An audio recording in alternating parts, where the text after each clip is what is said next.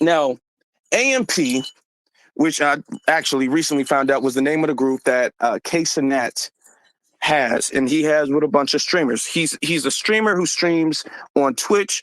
Twitch is mostly known for their video game streamers. I think he's the biggest streamer on that platform. So he's a streamer on that platform. He was in this like table talk thing where they were having multiple discussions, and a discussion came up that about the N word and who gets to say the N word. And he said, well, I say it to my white friend, and my white friend says it back. His white friend didn't want to look up. His white friend seemed like he was kind of caught because his white friend knew he wasn't supposed to be saying that.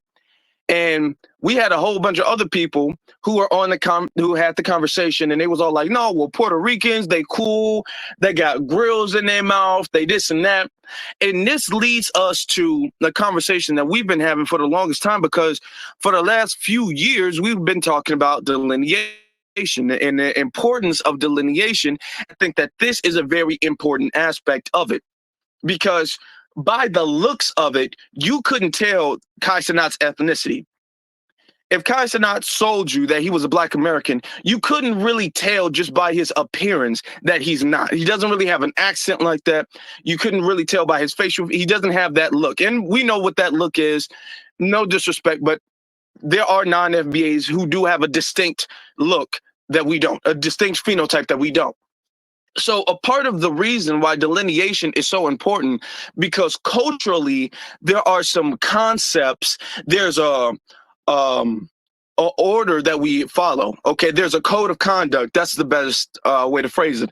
There's culturally a code of conduct that we follow. Now, it does need to be more strictly enforced, because let's be honest, we do have some foundational Black Americans that do break the code of conduct. And we do us no favors by acting as if our group is 100% perfect and everybody else's group is flawed, because then we miss opportunity to correct ourselves and then for self-improvement. So we don't want to miss that. So but he does this. And this is the thing that a lot of, and we've discovered this recently throughout the delineation movement, a lot of the non-FBAs, they have this thing of, well, I see the N word as something, well, a white person can say it, this person can say it, that person can. And we can go back, like nobody should be saying the N-word. They don't use the N-word. They don't feel like anybody should be saying the N-word. You got some FBAs who feel like only FBAs can say the N-word. Some FBAs who feel like conversation right there. But the fact that they're allowing, or Casenet is allowing a non-FBA to say the N-word, that's against our code of conduct. Even if some FBAs do allow the same thing too, that's still against the code of conduct. And we definitely need to have the conversation when a code of conduct is broken, because this code of conduct is what sets the precedent for how we conduct ourselves and how other people will conduct us in the next generation. We have to understand that a lot of his audience is younger folk. So if we do not enforce our cultural code of conduct on this generation now, when somebody has millions of viewers in their 20s, then when they get to their 30s, it's going to be difficult, if impossible even, to enforce the code of conduct at that point in time. So this is why we have this conversation to discuss this. Now, I'm going to say on my thing, as far as him saying it, and as far as him allowing it, I don't feel like he should be allowing any non-Black person to say it. The jury is still out on him being able to really use the phrase, to be very honest with you. And I raise this as an issue because this is not the first time he's pulled a stunt like this. He's also had a Caucasian woman on his platform. This was a few years ago, and he encouraged her to say it with the ER. She was uncomfortable. She didn't want to say it. And he was like, no, say it, say it, say it, say it. And he encouraged her to say it. So this goes into the problem that a lot of people from outside of our culture, they get to come in.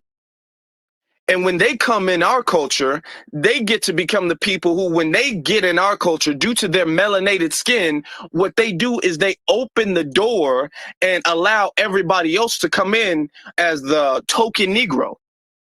We have to understand the system of white supremacy has always utilized the token Negro to get away with things. They've done that ever since the end of slavery, since Jim Crow. Well, hold on, I can't be racist. I have a black friend.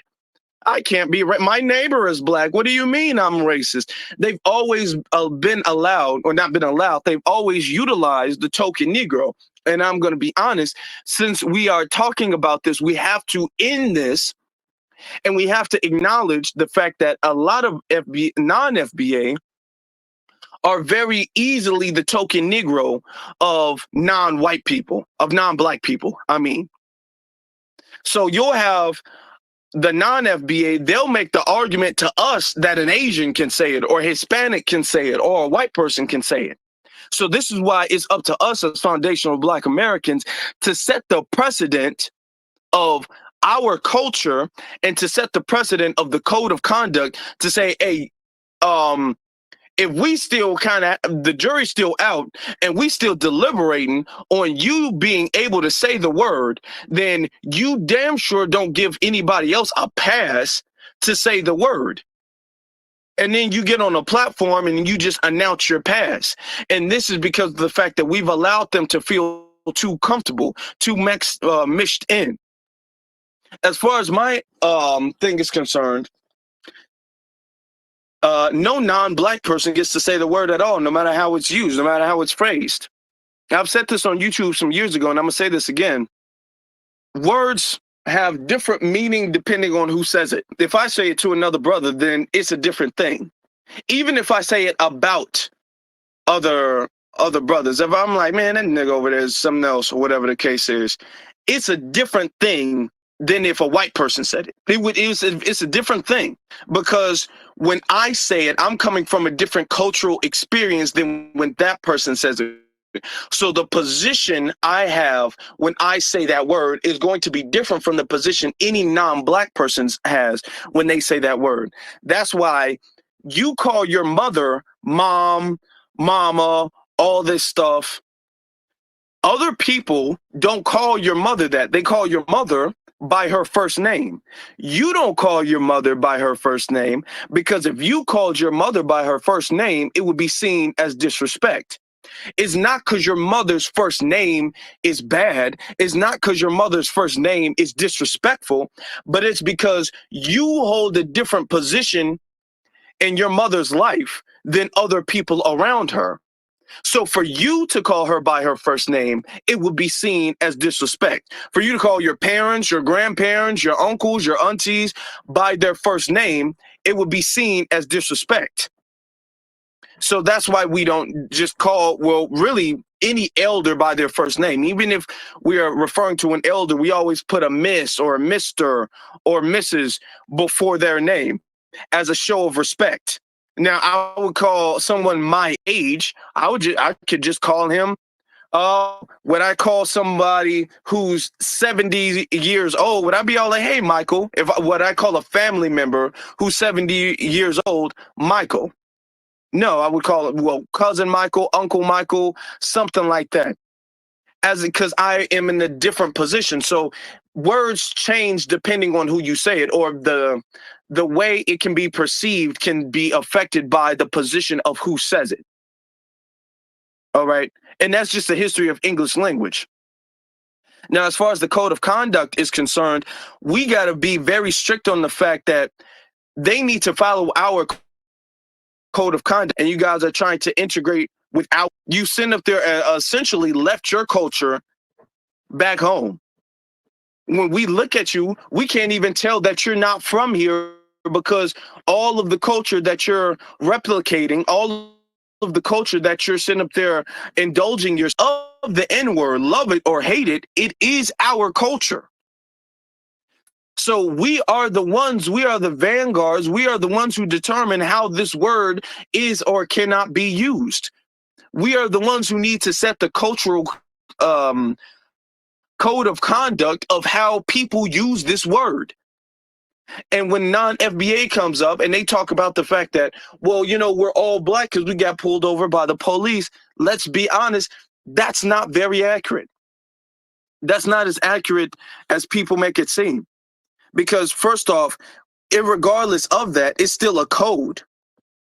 It's still a different culture. Another thing with the video, since we're talking about that, because someone's all like, well, when we get pulled over by the police, where the police only see black. And I made a statement that that's not fully accurate. It's not as accurate as people want to make it seem. And I don't like that, because anytime we're having a cultural conversation or trying to set a cultural standard, then it's always somebody saying, well, the police only see black anyway. So when they say that, they're saying that to say that we shouldn't be able to set a precedent in a code, in a set of standard for aspects of our culture. They're trying to say that anybody who is melanated, in black, melanated, whatever, uh, they should be able to adapt and fully integrate in our culture, and they should have just as much of a say so because of that.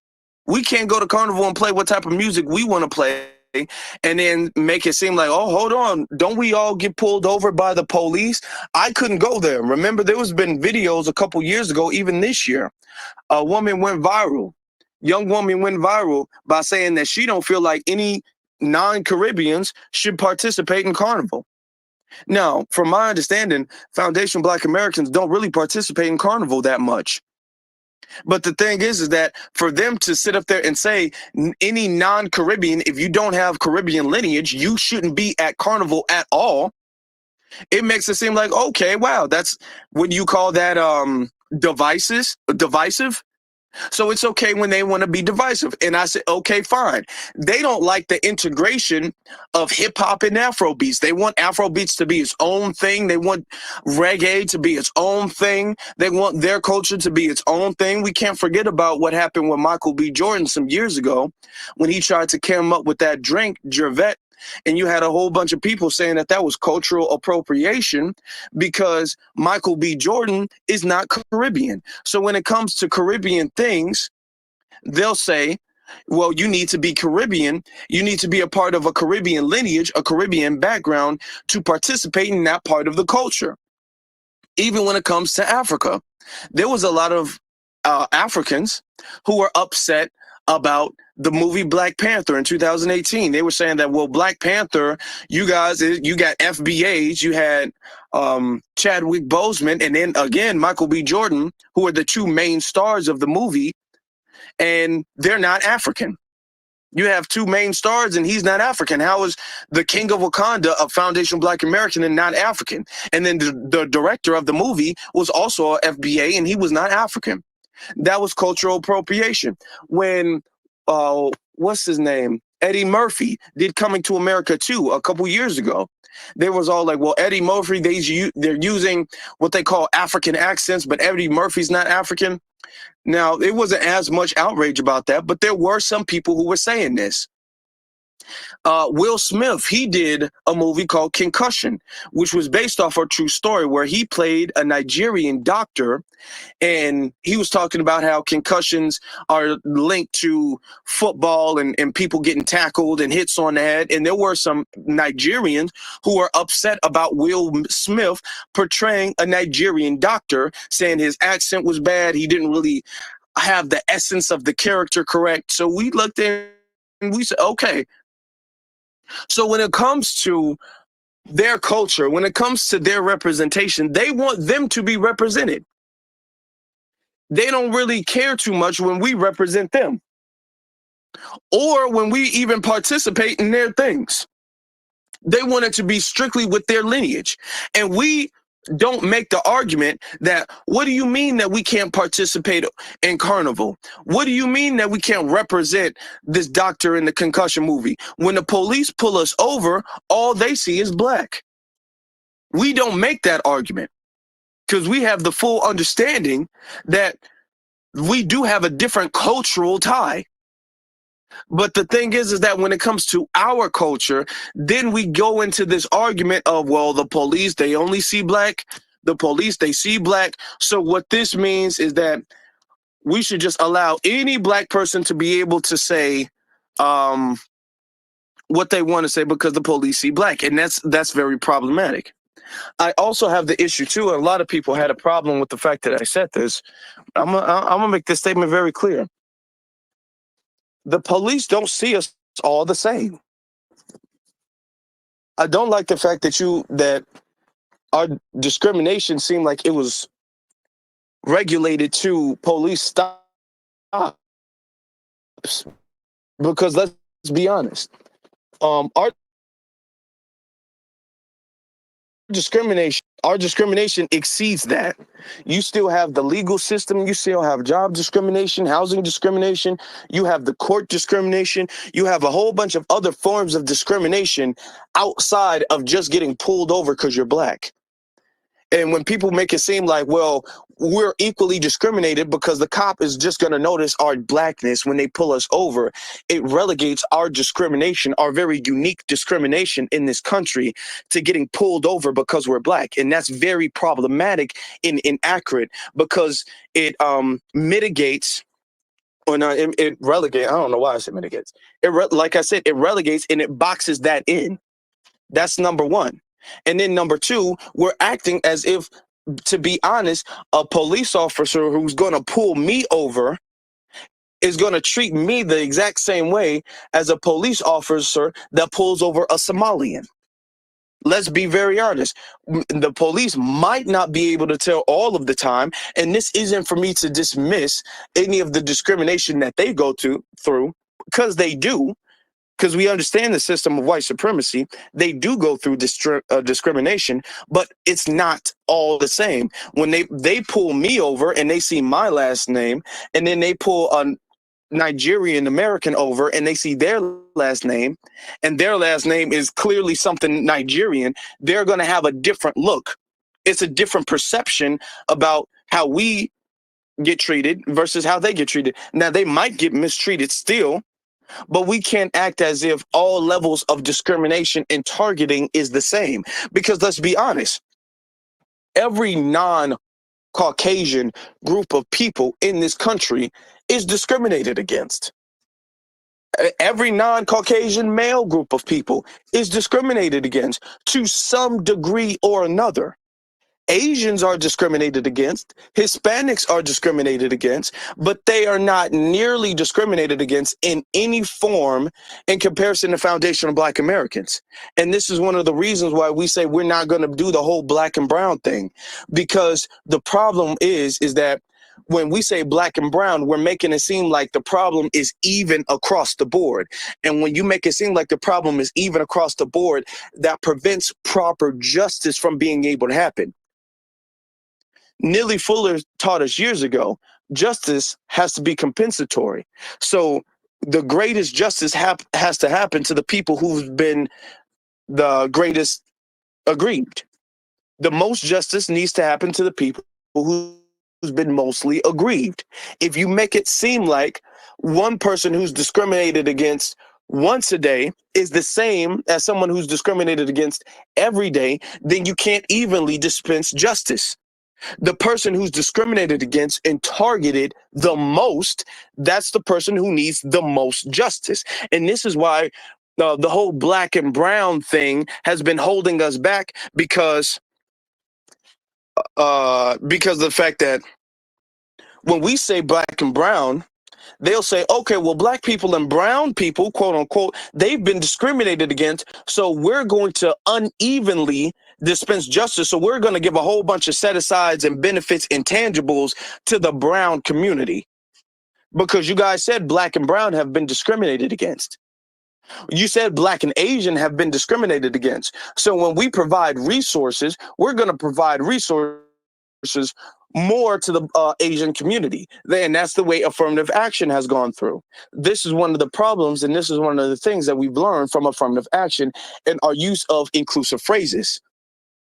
And going back to when I was talking about the degrees of blackness and the degrees of discrimination in blackness, we have to understand their level of discrimination in the United States of America is not our level as foundational Black Americans in this country.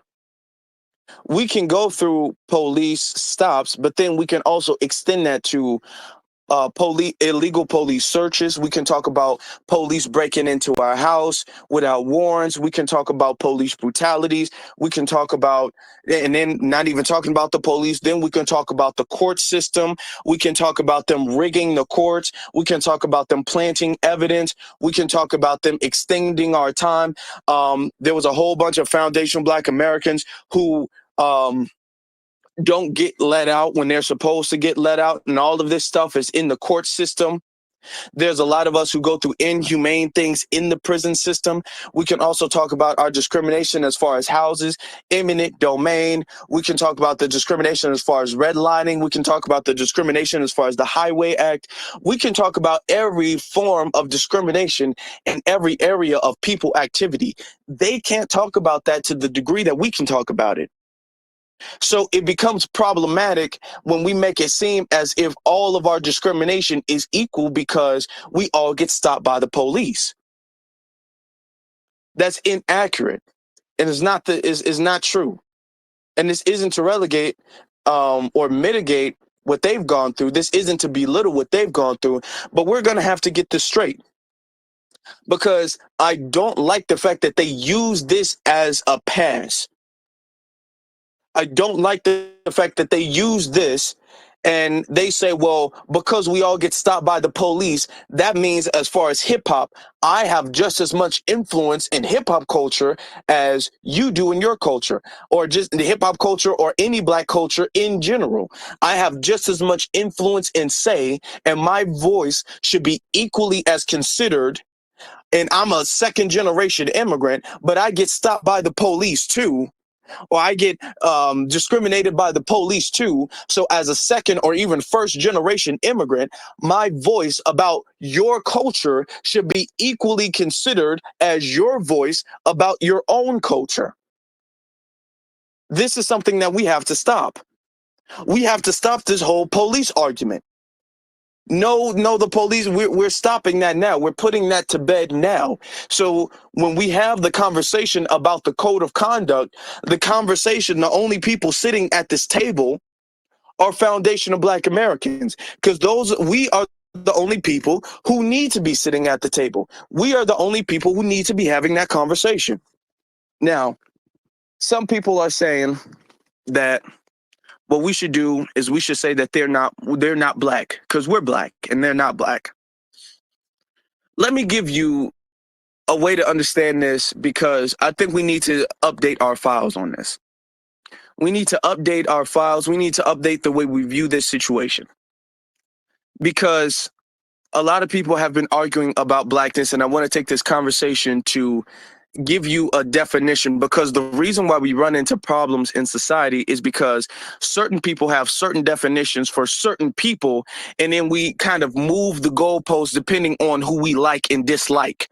So if there's a non-FBA, a Black person who might be Jamaican or Haitian or Nigerian that we like, then we'll say, okay, well, they're Black. If there's somebody who's non-FBA that we like Kwame Ture or Dr. Ben or anybody else, then we'll say, okay, well, they can be Black. And then if there's somebody that we don't, who's non-FBA that we don't like, you know what I'm saying, like Roland Martin, then we'll say, okay, well, we're moving the standard of what makes a person Black. And this is why it's a lot of confusion, because I believe definitions need to be stagnant. Unless you update the definition entirely and then you go forward with that updated definition of the term, then the definition needs to be the thing that goes across the board. So the way Blackness is structured today, and I invite people to come up here and have an intellectual conversation about this. The way Blackness is structured today is that it still is a race. Blackness is a category. Race is a category. All these things are categories. There was certain point in time when Italians, they were not considered white. There were certain point in times when Greek, they were not considered white. There were certain point in times when Irish, they were not considered white. And then they integrated into whiteness, which means that they were allowed by the people who were classified as white to also join that classification. So all of these things are classifications. So what is white is really a classification. There's certain point in times there was this that was white, and now there's this that was white. They expound upon the classification. That's why you have Hispanics who also can be white. So blackness is a classification. The black race, the race is a classification. Now, this classification, it does extend to FBA, but it also extends to people in the Caribbean. It also extends to people in the continent. That classification all does extend to those people.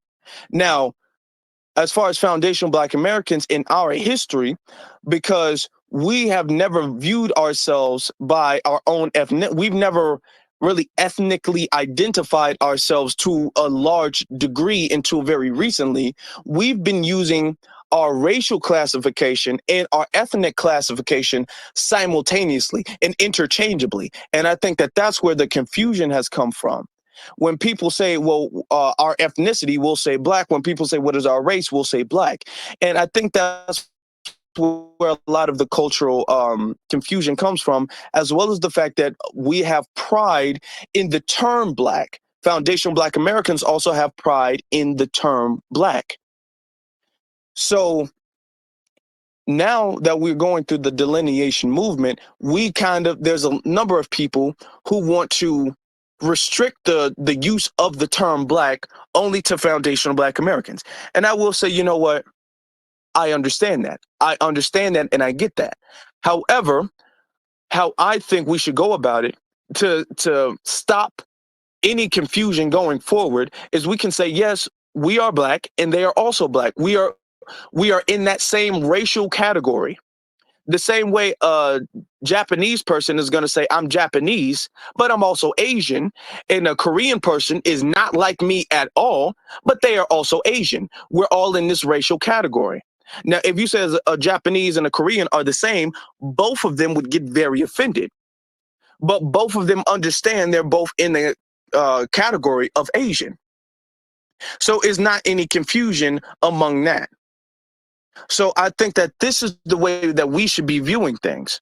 We are black, but we are ethnically foundational Black Americans. Now, some people like to use the term freedmen, and that's fine, that's fair. Some people like to use Black American. Some people like to use, other terms, and to each his own. But ethnically, we are different from other Black people, and we have to understand this. We are all not the same Black people, just the same way you wouldn't say, well, a Japanese person and a Chinese person, they're Asian, so they're really interchangeable.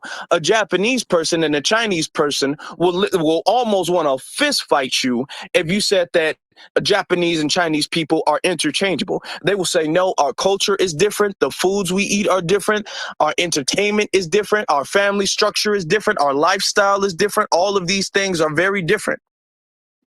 So we have to have that same structure because there's not a lot of confusion when they do it, because they have not been historically using Asian as their race and ethnicity. But because of the fact that we have learned from that mistake, I think that we can learn that, yes, we are culturally Black. And to be honest, we are the first image of Blackness in the world. We are the primary image of what Blackness means in the world. We're the first people that come to mind when you say Black, because of our pride in being Black that we have, that no other group of people collectively have and has kept. Because people can talk about the Haitian Revolution in 1804, but have they kept that though? Collectively, no. And that's the truth. No other ethnic group of Black people has kept the pride collectively in being Black that we have. We haven't kept that, because we also made the term Black synonymous with resistance to injustice. We've made the term Black synonymous with justice. We've made the term Black synonymous with resisting oppression and injustice, not just with our group of people, globally. No other group of people have globally fought for another group of people that they are not connected to ethnically or even culturally before we were doing that. We were setting the precedent of really what it meant to be um, uh, world leaders. We were setting the precedent of really what it meant to be peacekeepers. Okay.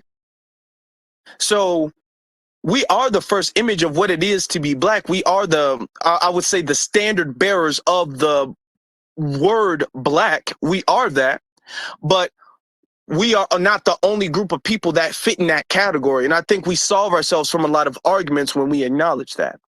And then we can go on and we can update our files, but then we can set the standard, and it allows us very easily to set the standards of our own unique foundational Black American culture.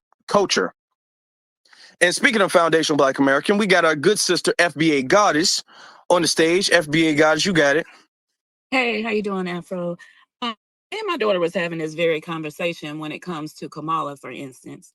We was talking about the black thing that she's talking about. So I brought up the fact about Mexicans. You know, if you call a Puerto Rican a Mexican, they're gonna want to fight you. That's the same thing what you're talking about.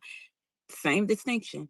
People are trying to lump everybody together. No, but when you break it down to them, when it comes to them, then they seem to understand it when it comes to them, but not when it comes to us. That's a really good point, and thank you for that. Like the whole thing I said with the Japanese and the Chinese, you can't. I think it's a better example to use the Mexicans and the Puerto Rican. They speak the same Spanish, well, not the same exact Spanish, but they speak Spanish. Both of them they both in the south of the border. They both speak Spanish. A lot of their food is the same. A lot of their music is similar and everything. And they will literally want to fist fight you if you tell them that they are interchangeable. If you say, well, if you ask them, what is your ethnicity? And they say, well, I'm Puerto Rican. They're Mexican, Puerto Rican, same thing. They will immediately stop that. They don't play that at all. So we have to get on that page. And that's the thing that we haven't been doing. We be all like, well, everybody, we all black, you know what I'm saying? We've made this mistake where we pretty much allowed the door to blackness to be open to everybody. We've been the ones trying to tell the Puerto Ricans, like, well, you're really black, right? I mean, you kind of like our cousins. You really, really black to a degree. We've been trying to set the standard for them and allow everybody in and trying to let everybody know, hey, you black just like me. We all in this together. But we need to have this ethnic and cultural gatekeeping. Now, what you're talking about, Kamala, first off, she's not black. But let's say even her father was fully Jamaican, which he is not. If her father was fully Jamaican, he's not a foundational Black American. He comes from a very different culture. To be very honest with you, she really didn't grow up with her father like that. It's not like she grew up in a two-parent household. Their parents got divorced when she was 5 years old, and then she stayed with her mother. Yeah, she visited her father later on in adulthood, but I mean, she can't really say she had a strong Jamaican influence like that, to be very honest. Even if she wants to talk about, even if her dad was fully Jamaican, she didn't grow up with her dad. So she really can't use that as a excuse. And then to say that her being Jamaican makes her black, so she should be able to have just as much say-so as a foundational Black American, no. No, we should look at the fact that if we're talking about representation in politics, we need to look at the fact that non-FBA representation is, and I'm going to make a very bold statement here, non-FBA representation, even if it's black, is really just as empty as Hispanic representation, is really just as empty as Asian representation, is really just as empty as white representation. When you have non-FBA representation, they don't come up there and they don't really represent foundational Black Americans. They'll come up there and they'll represent their own group of people as immigrants. They'll act as if they're colorblind. When people talk about they want representation, that means that they have this idea that if somebody who comes from my background gets into politics, they're going to look after the people of their background. We've had this understanding. But the thing is that until recently, we've allowed people from outside of the lineage to come up, and they're like Obama, and we'll be all like, well, Obama's black, so will vote for the first black man to be president or whatever the case is. But Obama has no camaraderie because he has no connection to us whatsoever. So that's why Obama was so easily able to turn a blind eye to anything that we've been through and then sign a blue alert law. He was able to pick the side of the police because he has no cultural or lineage connection to us. And we should have learned since then, okay, well, we can't just let any a person who looks like us in there if they don't have the same lineage and cultural connection. We should have learned since then. So if you don't have the same lineage and cultural connection to our community, we should not look at you as if you're going to be a representative of us. Now, here's my thing. Listen to this. Here's my thing with this. It doesn't matter because we're talking about policy if you don't come from our background, if you are pushing our agenda. That's the thing. If she said, hey, I'm an Indian woman, I'm just Indian, whatever the case is, but I do agree with reparations. I do agree with all of this stuff. Like, for instance, I'm going to be honest. Jill Stein is talking more our language than Kamala is. And I'm not saying that Jill Stein is 100% on our page, but Jill Stein is talking more our language and she's more on our page than Kamala is. And she's a white woman. So we've learned the fact that, oh, no, it's not even about what you look like. It's about the page and the agenda that you're going to be pushing. But what they want us to do is they want us to have the implication that, hey, she's from the culture we're from, so we should have some type of cultural camaraderie with her. Because they understand that there's a camaraderie within people's culture. They understand that there's a camaraderie within people's lineage. So we should share the same lineage and cultural camaraderie with Harris that we do with ourselves. And we can't do that because she's not from the culture. So since we're not viewing her from the culture, that's why we are able to look at her for who she is. Now, I'm going to be honest. Like I said before, if she wasn't for the culture, but she was talking about a black hate crime bill, if she was talking about reparations, if she was talking about tangibles specifically for us, if she was talking about all of these things that we're talking about, I wouldn't have a problem at all. I wouldn't have a problem whatsoever. But because she's not from the culture, I'm not going to have this emotional view, and I'm not going to look at this situation from this very non-biased point of view. So this is going to have to be the way forward. This is going to have to be the way we conduct ourselves going forward. And I'm glad that you bring this up and you're talking to your daughter.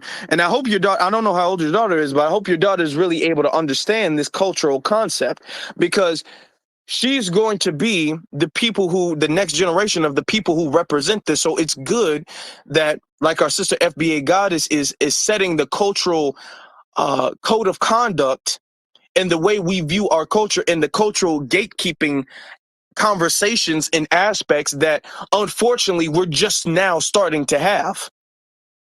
Because before, our parents, our grandparents, they were saying that everybody is black is from Africa. And we're all from Africa. And we shouldn't be gatekeeping any of our culture because we've all came from Africa. We all came here from the ships. So all of our culture is all of African culture. So it's only till very recently where, like FBA Goddess, you do have parents saying that, oh, no, we're not all the same. Every black person isn't the same.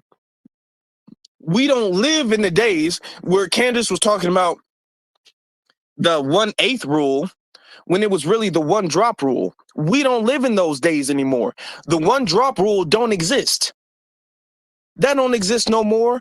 That existed, what, 200-300 years ago. We can't we can't sit up there and act as if we're living in the same racial standard and precedent that we were living in 200-300 years ago.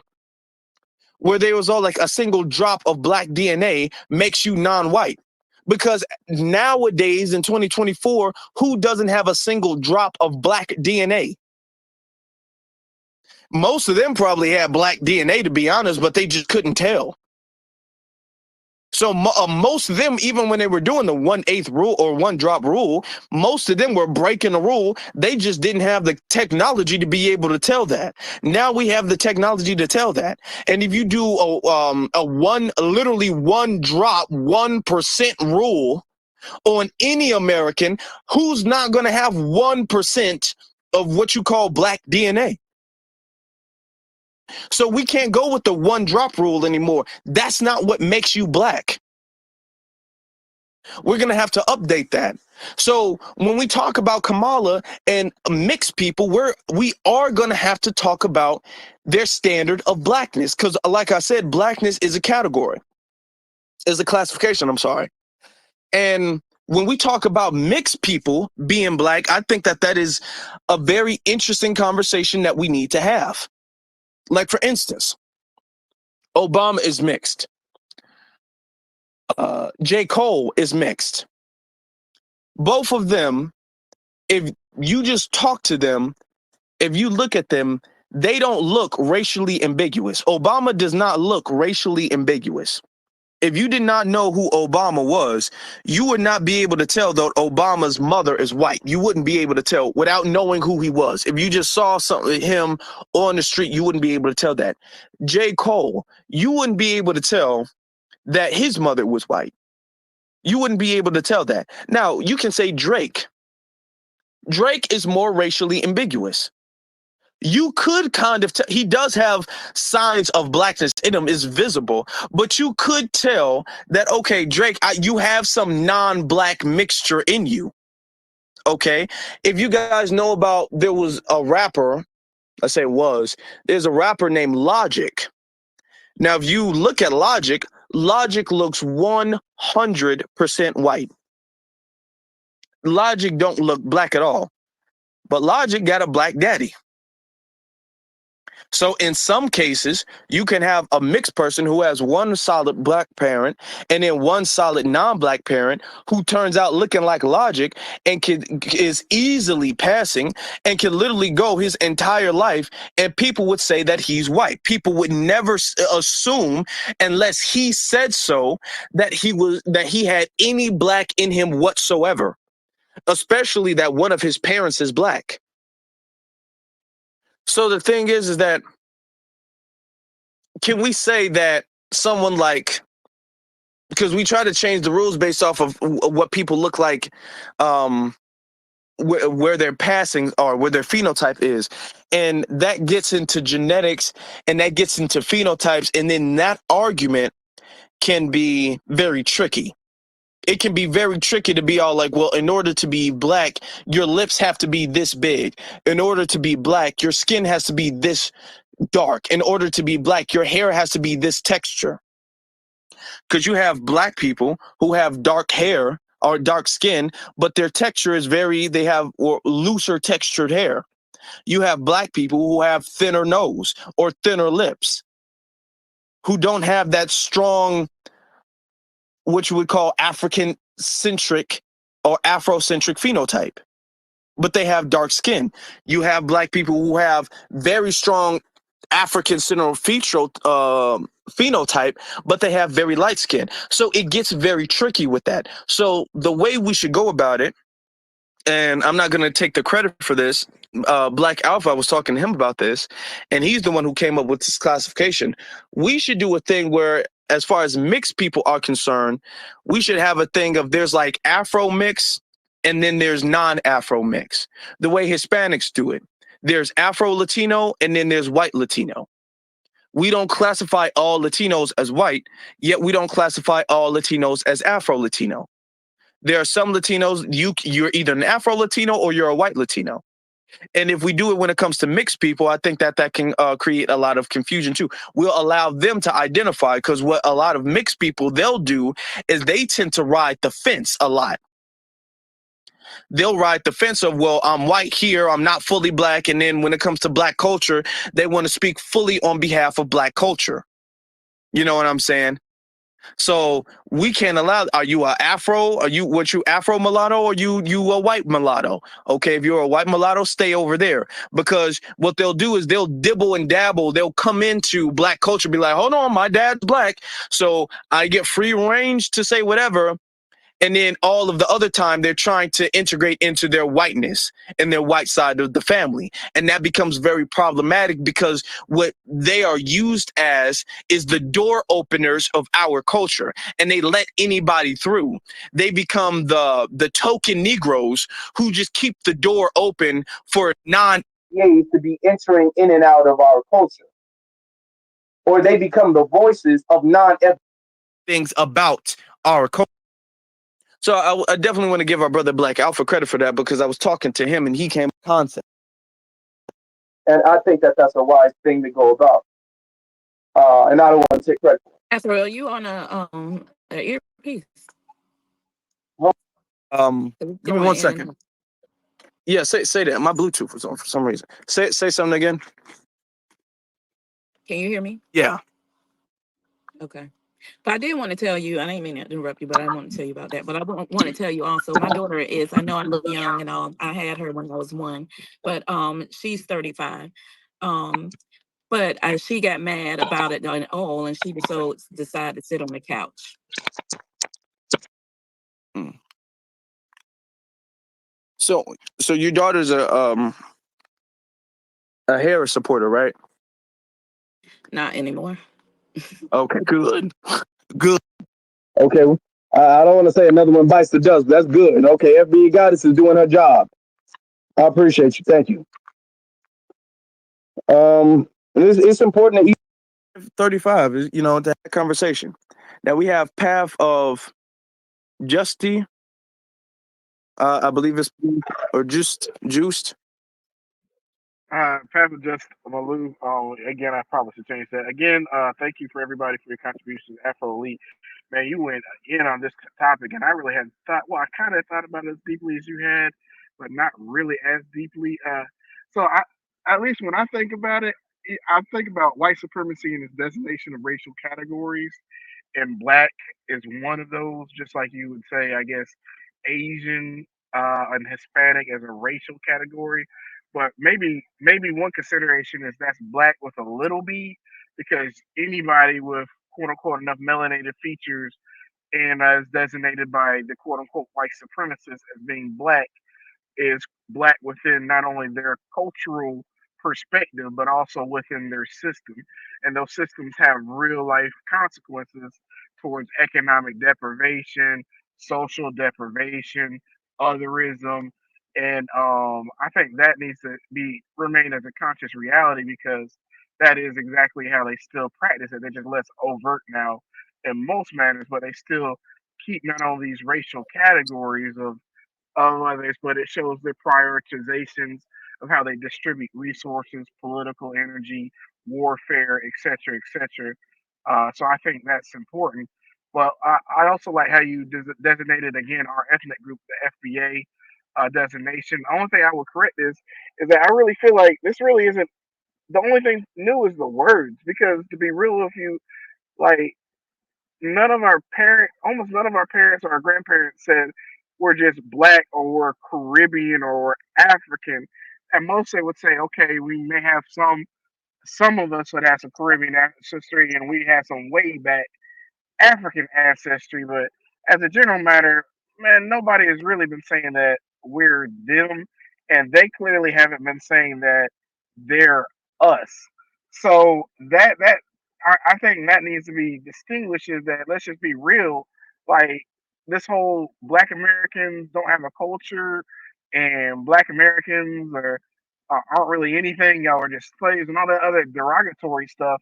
That's really just something that these tethers have been saying and these Caribbeans and Africans are saying in their home on one hand, but then they've been acting on the other. It's really just some malicious, jealous shit.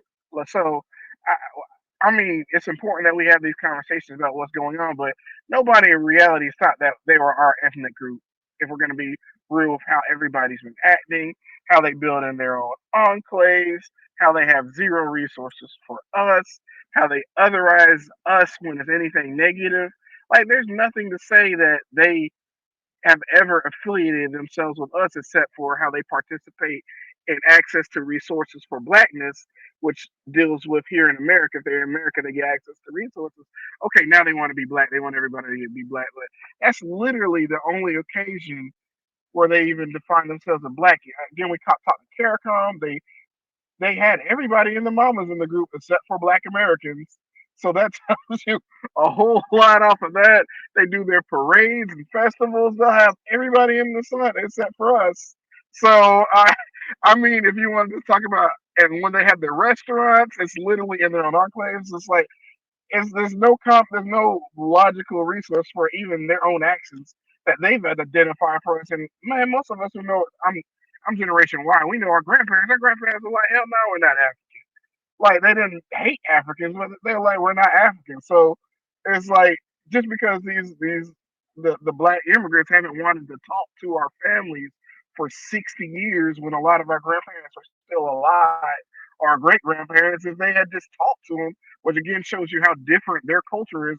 We're not going into an area and then not talking to the local people. That's not a foundation of Black American culture. That's a some of these Black immigrant cultures. They'll do that shit. But I mean that alone is just another distinguishment to show that they're not our ethnic group. They don't have our history. They don't have our experiences, etc., etc. And I think that's one thing that you pointed out is like we're the ones who have the experience of going to all these other groups and carrying the positive mantle of blackness. That's our experience. These other groups have almost no experience in that. Haiti has some exception, maybe South Africa with some exception, but almost none of these black groups have any history in any of that, which again shows our far different historic values, our contributions, our current values. It's just we're just realizing that we're really different from these people. We don't think the same way. So it's like we should be distinguishing different. And I think that gets to a third issue is that really we don't have a word for it because we when we talk about black, it's within the white supremacy context of that's how they designate and treat us.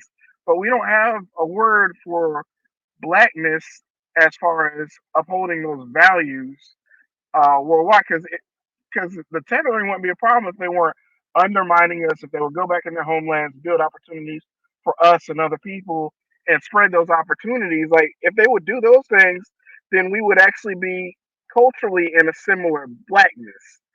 But we do those things, but they don't do those things, which means that internally for them, blackness means sometimes I'm dealing with white supremacy, but really it just means that I get to be black when I want to and not black when I don't. But all those other deeper values of blackness that is inherent in our culture is not inherent in their culture. So to me, whatever that is, I think the closest word we've had for it is Pan Africanism. But the tethers are messed up Pan Africanism, which is pretty much, and their definition is okay, I show up and I'm black when it's convenient, but when it means putting in work, nah, we're gonna leave that to the FBAs, and we're not gonna take any responsibility for it, except for as we get benefits. So we don't really have a word for that, but that word is important because we're not white supremacists. We're not going to say we're going to get our blackness and we're going to go take over nations and the world, deprive people of resources, and create all these fucked up systems. We're not talking about that. So even our blackness is almost diametrically opposed to whiteness.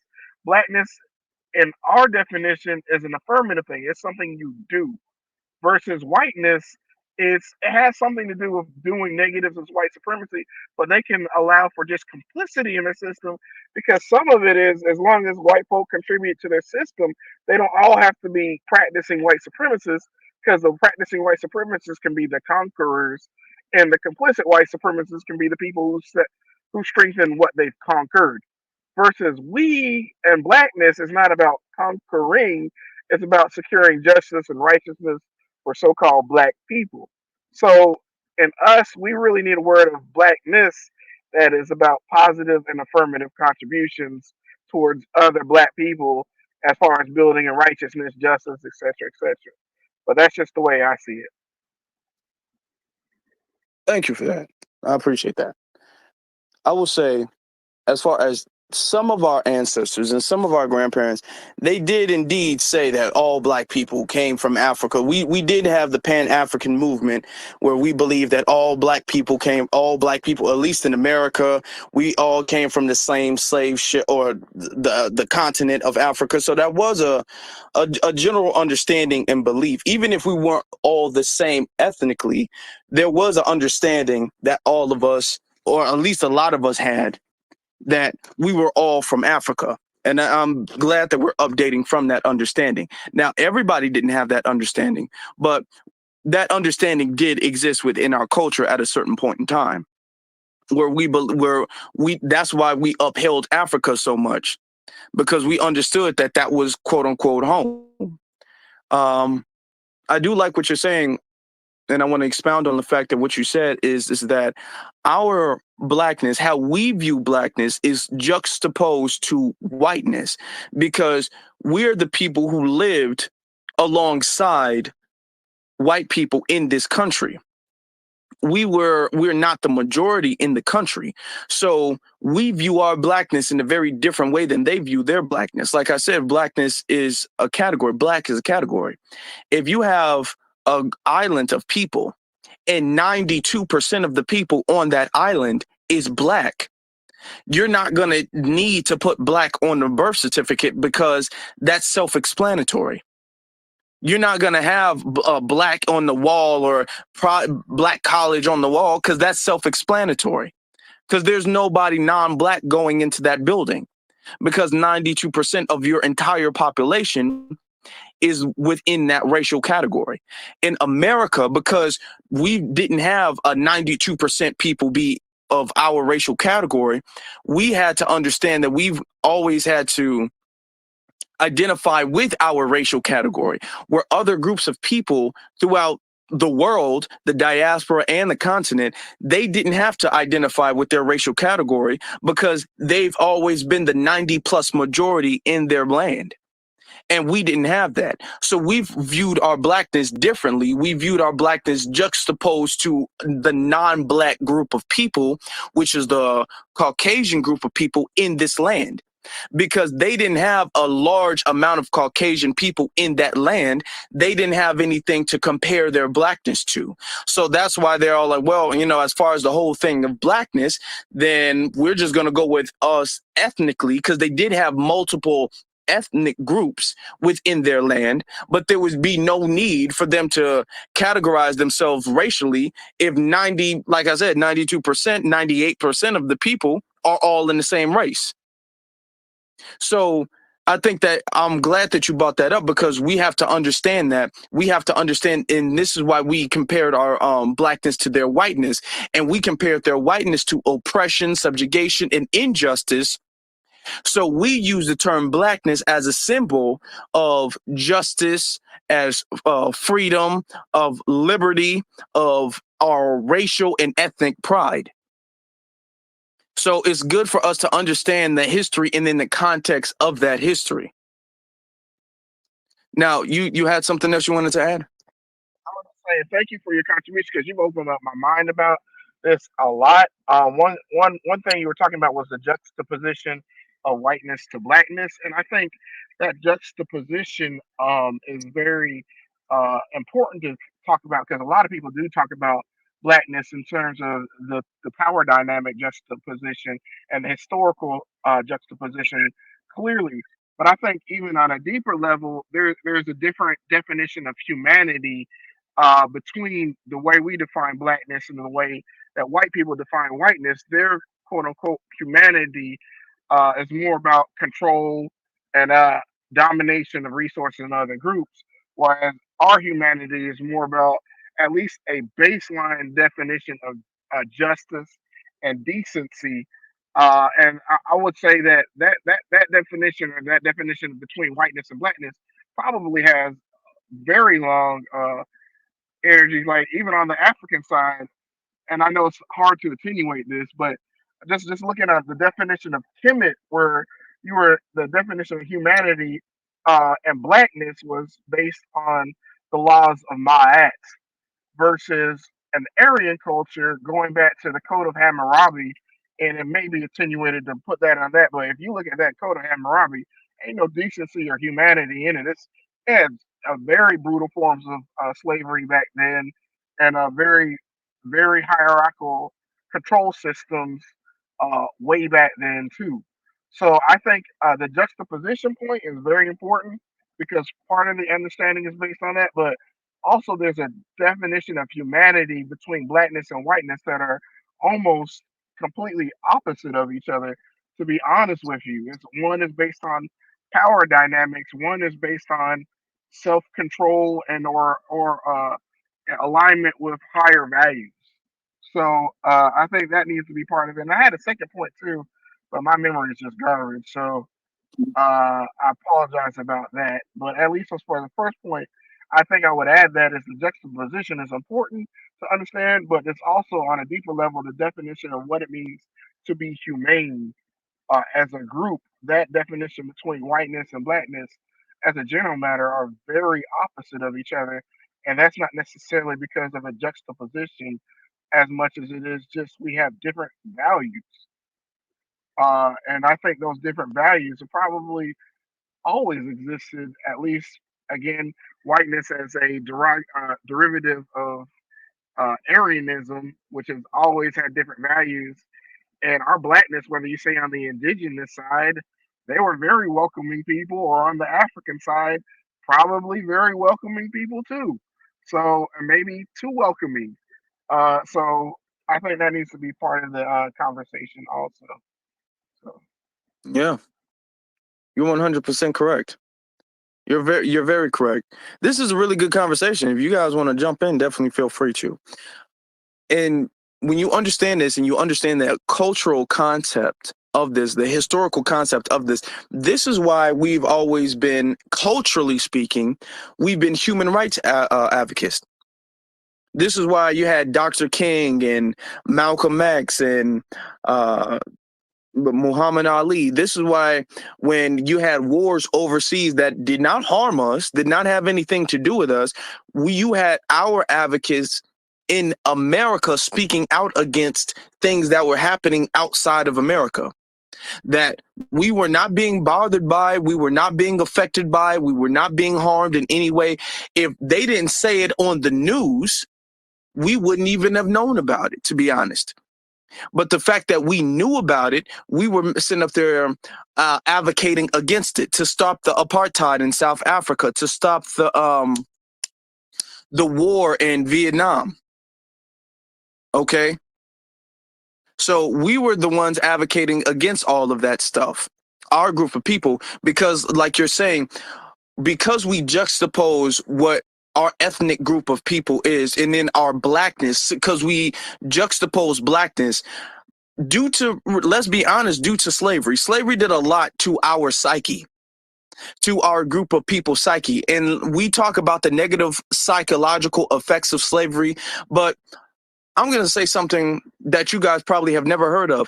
There were also positive psychological aspects. Now, this is not positive psychological aspects to in any way, when I say this, this is not to in any way justify slavery. This is not to in any way belittle slavery. This is not to in any way try to rationalize slavery, but this is to say what we turned into, because we looked at this as if this whiteness is, these are our group of people who are oppressed, and our blackness is the group of people who, I mean, the oppressor versus the oppressed. We had this very fundamental ideology of justice and injustice that other groups of people don't have. So this is why when we see things that we view as unjust, we don't just sympathize with that if it only happens to our ethnicity.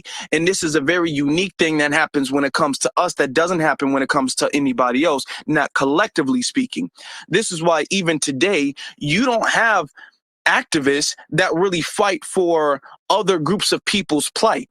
You don't have activists from other nations fighting on behalf of our nation or other nations that they're not a part of. To a large degree, you really don't have that. You don't have, to a large degree, them fighting for our plight, to the point where they're literally willing to boycott their businesses and their land on behalf of benefiting another group of people in another land, out of the pure desire for justice and fairness.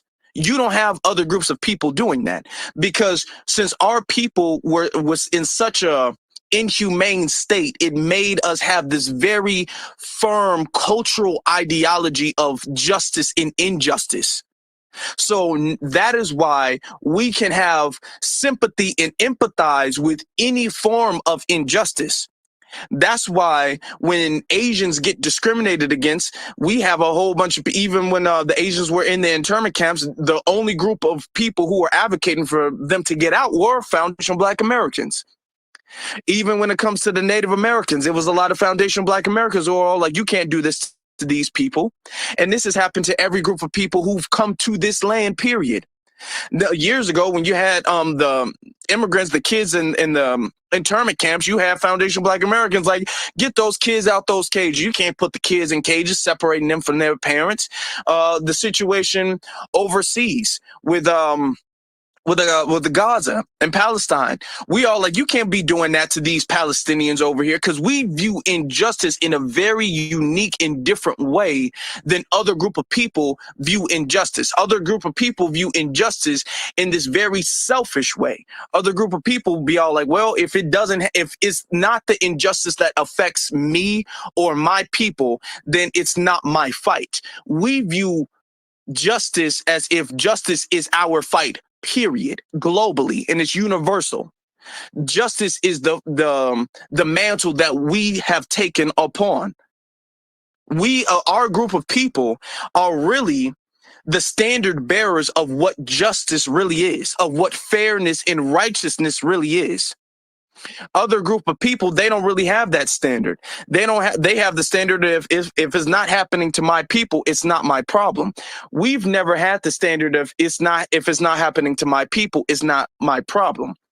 Now, in recent days, we've been walking that back because we understand that we've overextended. We understand that we've been extending an olive branch that has not been reciprocated, and that can become very harmful, like Pan-Africanism.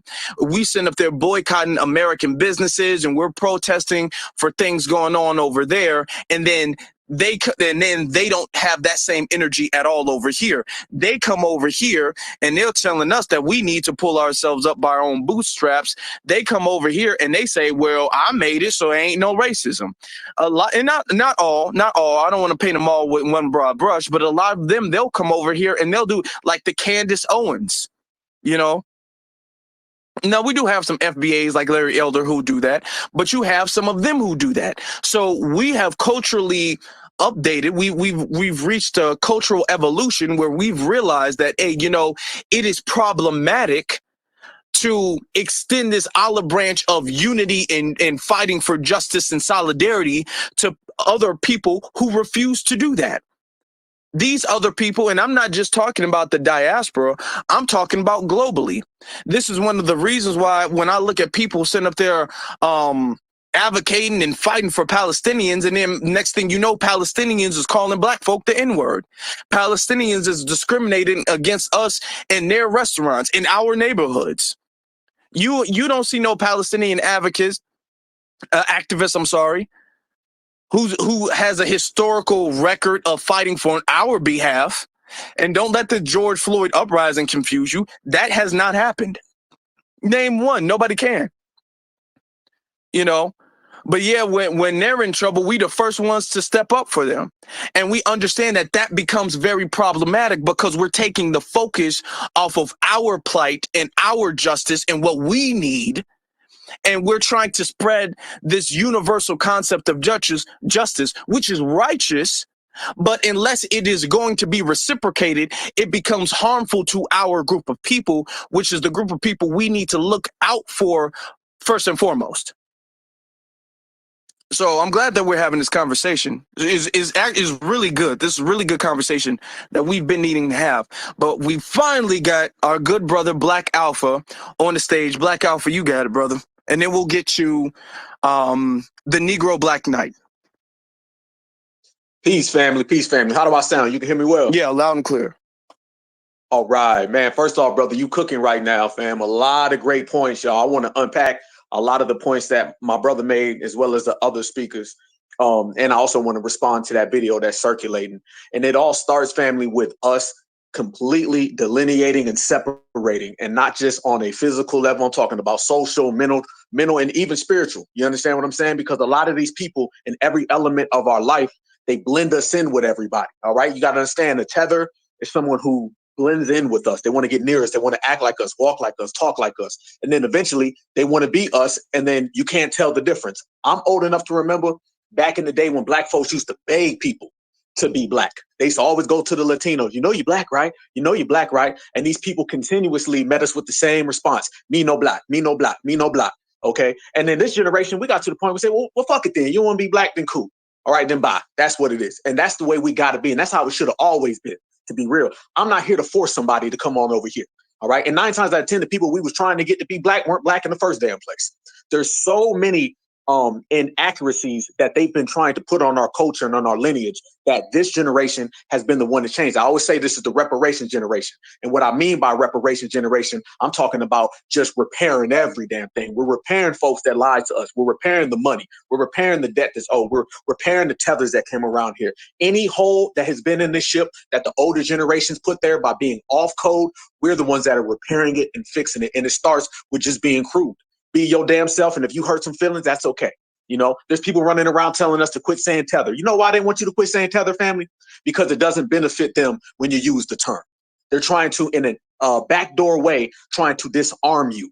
Think about everything that we've said that empowers ourselves, and you can literally see people try to attack it. They don't want to say foundational Black American because that empowers us, and then it does not help them. They don't want us to say tether because that empowers us and it doesn't help them. Watch what these people try to get you to stop, family. And I guarantee that's the area where you're doing well at and where you're succeeding. And what we've done in this generation, we came through first and we got our terminologies correct. All right. You have to have your terminologies correct. Neely Fuller Jr. always speaks about using the proper words, the proper statements, asking the right questions, and just being very precise with the way you put things forward. And we got our terminology correct. So we started coming up with terms that identify outsiders. Okay, because there used to be this thing where the door was just open. I'm gonna be honest with you, fam. I'm not even sure if the door was open. I don't even know if we had a goddamn house. I think it was just open air, and anybody who showed up wanted to be black. You can come on in. You want to be a Black American, come on in. You see what that gets you. You see that. You see the fact, family, they want to replace our ancestors. They want to replace us, and then they want to replace the future. That's the past, the present, and the future that these people want to get rid of. All based on folks being open-minded and letting everybody in. I'm not with that, because if everybody's black, then nobody's black. Remember that. And then at the same time, all these other communities, they do the same thing. They delineate and separate. We spoke about that before. My sister FBA Goddess, she made a great point. If you call a Mexican, a Puerto Rican, or vice versa, or a Venezuelan, someone from Nicaragua, if you mix up any of those damn terms, they will literally try to fight you. They fight each other. These folks do not get along under that. So how come they can be under all these separate areas, but we got to be just under one big umbrella, which is the one big Negro theory? That's got to go. And it's in the process now of leaving. And just look the way we function now. Look at the way we move. Look at the way we comprehend and we see things. Now that we've identified that we're not all just one people. All right. We are a very distinct, we're a very exclusive lineage, and we're separate from everybody else. We can't expect these people to relate to us because they're not us. They haven't been through what we've been through.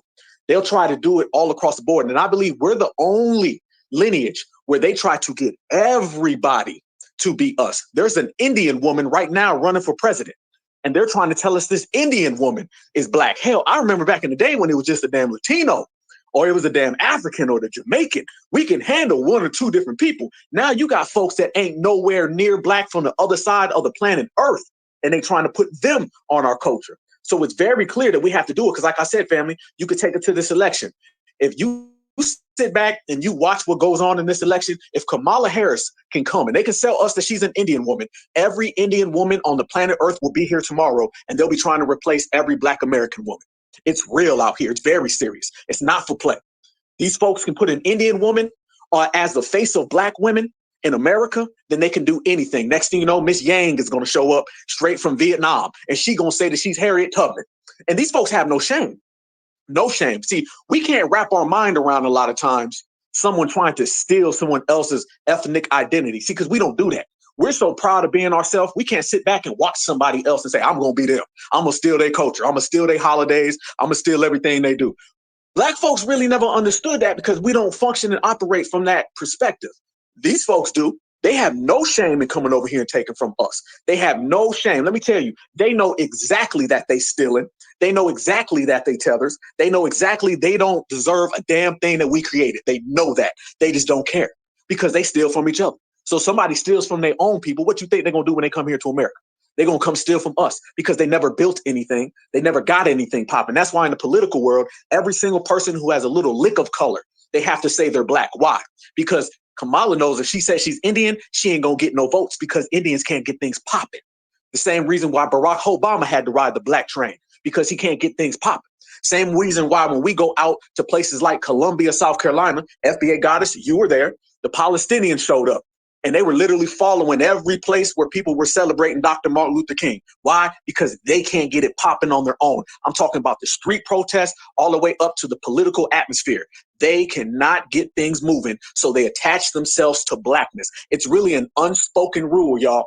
It's an unspoken rule. It's informal. It's not written down on paper that anybody who comes to the United States of America, you got to portray yourself as a black person because you know your community can't get it going. If your community could get it going, you wouldn't be here in the first place.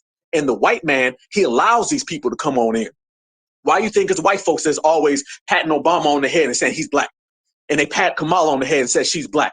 Because they know it's open season. They tell everybody, come here to America and we'll just pretend that you guys are black Americans. It works in the dominant society's favor because we're the only ones who stand up to them and everybody else who comes here bows down to them. So they make a simple business decision.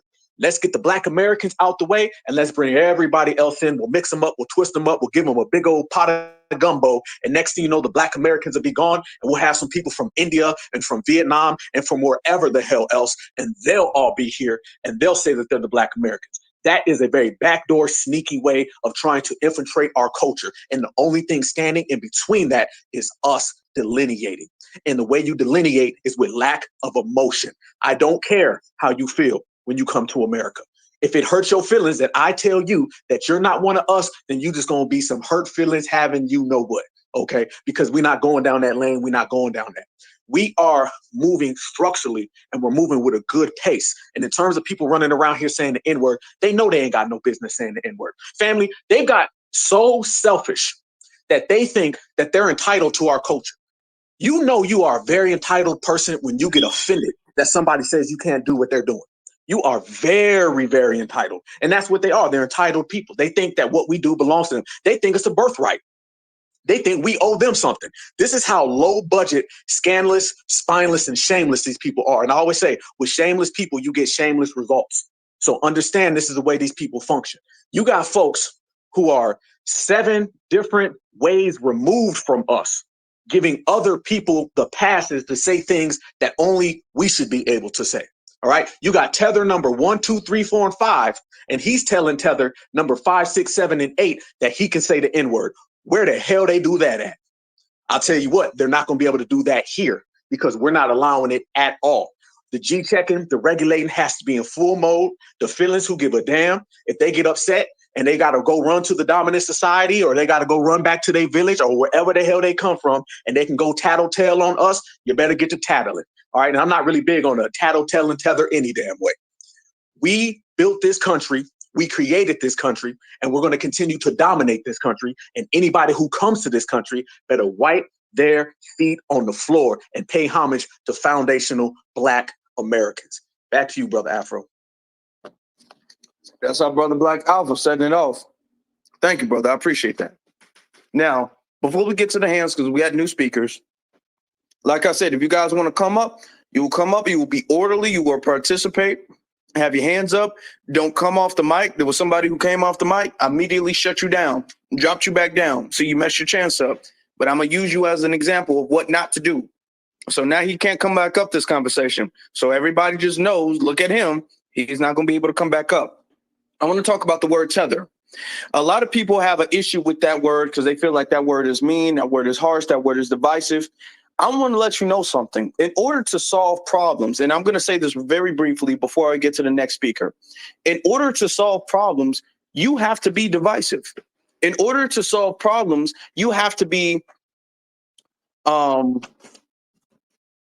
divisive. Yes, you do have to be divisive. You have to categorize certain things. Everything can't be in the same category. If you were a doctor and you were trying to cure a sick person, you can't say every sick person has a cold because every sick person doesn't have a cold. You can't call everything a cold because you're going to treat everything the same way. Labels and categories, like our brother Neely Fuller taught us, is very, very necessary. You need labels and you need categories in order to fix and solve problems. Okay? So this is why we came up with the label and the category of tether. Not that every non-FBA fits this category, but this category is necessary because it distinguishes the non-FBAs who are our riders, who are cool, and then the non-FBAs who do behave like tethers, who do fit the tether category. There has forever been a terminology or a word for a turncoat. Is the word turncoat, is that divisive? Yes. Is the word sellout, is that divisive? Yes. These words are divisive, but in human history, we've always had these words because it's important to label and categorize the people who fit that description and the people who don't. So for the people who have an issue with the word tether, you have an issue because you don't want us to solve the problem. That's the only reason. If you cared about us solving the problem, you wouldn't have an issue with that word.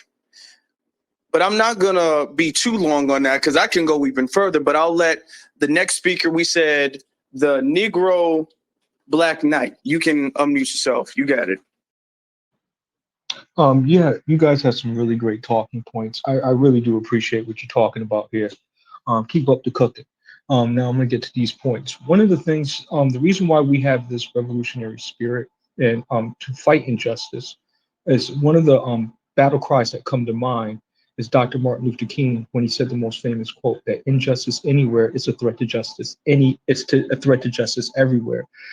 I felt like Black America has taken on the persona or taken on that mantle when it comes to injustice that happened because we know that that threat can always come to the American soil. So that was the reason why I felt that we speak upon these things to make the world a better place, not to displace and take advantage of other people.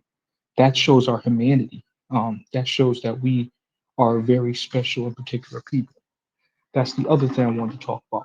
I posted something in your purple pill. I'm in grad school right now, right? I have this tether saying that he is a first generation African American in order to get resources, scholarships, and to steal from our community, you know? So, yeah, I wrote a letter about that. Delineation is definitely in effect, no matter where the location is at. It's definitely on site in academics, at the job site, you name it. It's delineation season all year, 24/7, 365, all year long. So you might as well get used to it because it's going to be definitely fire and brimstone. There's going to be fire and brimstone and hellfire for those that have stolen and has never fought for any justice and peace on this planet or for themselves. I want to say thank you, gentlemen, for doing the right thing, doing the noble thing. You get a salute from the night. Peace out. Thank you. I appreciate that comment. And before we move on to the next speaker, let me just say that's very important because our group of people have historically been marginalized in a very unique way. And in order for us to go about seeking justice, we have to categorize and label certain things. Somebody who has a flat tire doesn't need as much help as somebody whose house burned down. Let's use this analogy. Let's use this example. If they got a flat, let's say all their tires are flat, all four of their tires are flat, they can't go nowhere, they need all four brand new tires. okay, in a very, very bad position. And then somebody said, my house got burned down completely to the ground. Everything in my house is gone. The entire house is just dust and ashes. I need some help. Well, they both need help, but is one person's situation much worse, and is their situation much more dire that they need much more immediate assistance versus the other one? Yes, it is. And that is how justice is done. If you had an option to help both of them, you would help in the order of, I got to help the person whose house burned down first, because his situation, his problem, his grievance is way worse than the person who's got a flat tire or a few flat tires. But our issue is the fact that we view, and we've said pretty much the person who got the 4 flat tires, their situation is just as bad as our situation and our house burned down. And that's not logical, and that's not going to solve the problem. Justice needs to be compensatory. So that means the greatest aid goes to the people who needs it the most. That is the definition of justice. So we have to redefine, or not redefine, but we have to really update our entire definition of justice. Not that what happened to the person with the tires is right, not that they don't have a problem, and not that we're not going to assist them, but you got to get in the back of the line. We're not going to draw a name from a hat and say, well, we're going to get with the person with the tires first, and then we're going to get with the person who had their house burned down, because that's not justice. And in American history, because we've used these inclusive terms like people of color, minority, disenfranchised, and all of this stuff. So because we made it seem like victimhood is completely universal, and it's completely stagnant and standard of everybody, and everybody has an equal level of victimhood, we've also set the precedent that everybody deserves an equal level of justice. And that's not the truth. And this is why we keep running into this circle, because we are the people whose house burned down, and we're always getting put to the back of the line. And then somebody whose tire gets flat, they get primary care. And we're seeing this exactly today when it comes to all of these illegal immigrants coming over here. They're getting food, houses, debit cards, checks, money, all of this stuff. They getting free line of credit, and you got Foundation Black Americans getting kicked out their house, and we don't get the same level of justice because America is saying, well, everybody's kind of hurt, so we got to help everybody. So we really do have to update how we view just the idea of justice.